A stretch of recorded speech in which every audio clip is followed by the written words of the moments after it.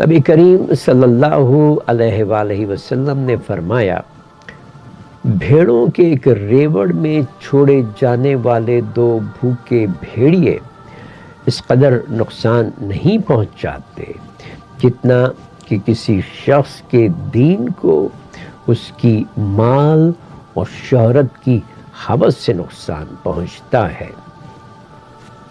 ایک صوفی نے کہا، دنیا سے میرا کیا تعلق ہے؟ میری مثال ایک پہاڑی پر چلنے والے مسافر کی طرح ہے جو کسی درخت کے سائے میں رک جاتا ہے اور جب آرام کر لیتا ہے تو آگے بڑھ جاتا ہے۔ بزرگ کہتے ہیں کہ لالچ خارش کی بیماری کی طرح ہے کہ انسان جتنا کھجائے خارش اتنی ہی بڑھتی ہے، اور یہی وجہ ہے کہ حریص انسان کو کبھی ذہنی سکون نہیں ملتا۔ نبی کریم صلی اللہ علیہ وآلہ وسلم نے فرمایا، جیسے جیسے ابن آدم کی عمر گھٹتی ہے، یعنی وہ بوڑھا ہوتا ہے،